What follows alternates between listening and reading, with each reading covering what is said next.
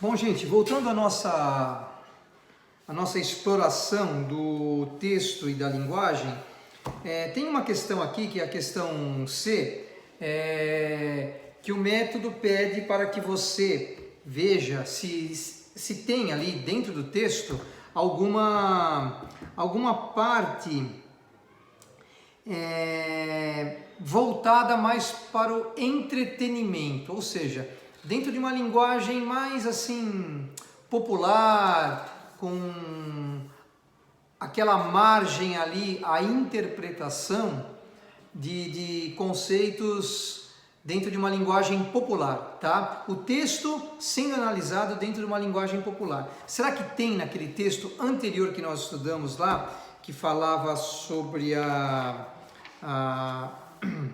o mau hálito e dentro da herança genética? Por exemplo, nós sabemos ali que tem uma bactéria chamada Selem-BP1, né?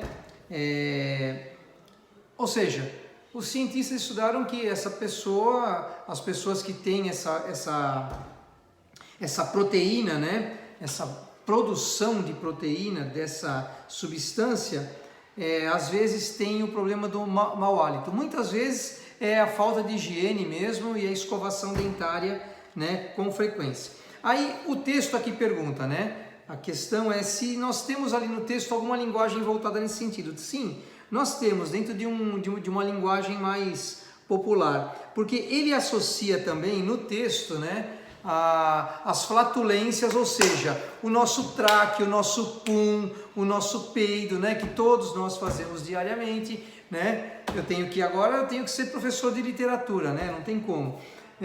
Dentro de uma linguagem mais literária, será que essa condição humana, né, poderia ser associada aos pedacinhos de queijo francês? Ou seja, o pum que nós soltamos, será que tem o mesmo fedor ali, tem o mesmo cheiro? Será?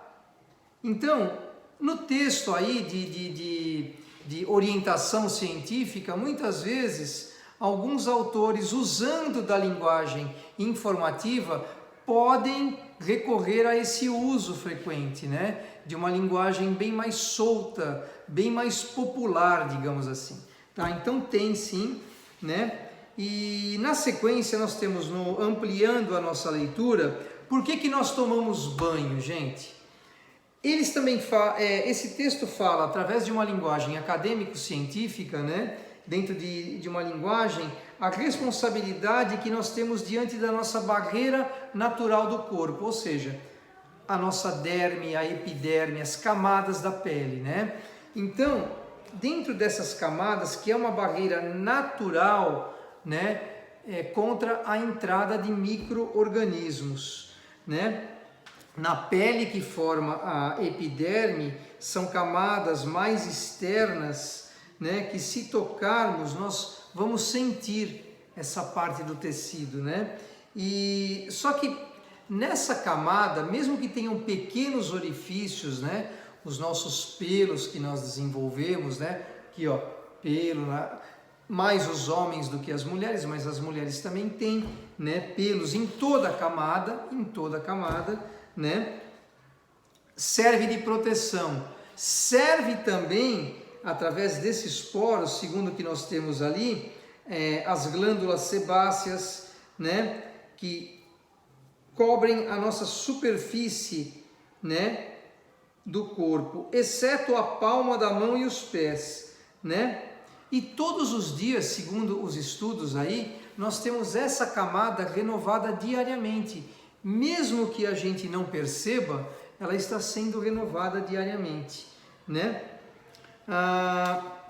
Fala também desses pequenos orifícios onde sai o suor, né?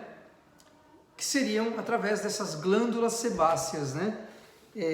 Elas eliminam, elas soltam o suor. Seria, digamos aí, popularmente falando, a respiração natural da nossa pele, né?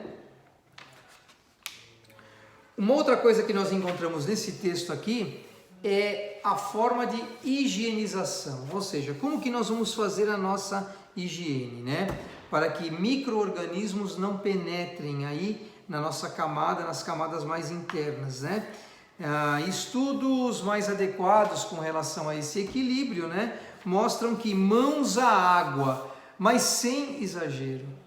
Não adianta você pegar a sua pele, pegar a esponja e ficar arrebentando ali, que você vai acabar matando, digamos aqui, que nós temos aqui bactérias comensais, né? E essas bactérias comensais podem se multiplicar muitas vezes, né? E de modo que acabem aí produzindo espaços aí para bactérias mais nocivas, né? Digamos que um banho ideal, gente, seria aquele, segundo o texto aqui científico, aquele que nós esfregamos de maneira leve, com água e sabonete, né? O banho em excesso pode matar essas bactérias comensais, e isso não é nada bom. Lembre-se que essas bactérias comensais são importantes na defesa contra outros micro-organismos. Gente, quando a pessoa está cheirando mal, entendeu? Aquele cheiro de azedo na pele, ou chulé, aquela coisa toda, né? A pele começa a cheirar, o corpo começa a cheirar.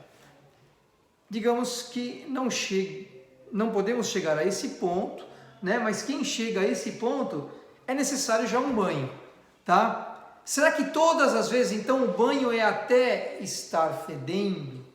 Gente, eu não diria isso. Um banho regular, um banho regularmente, né? Mas sem exagero. Você tem que ficar todo santo dia dentro da água sem parar? Não, não é isso.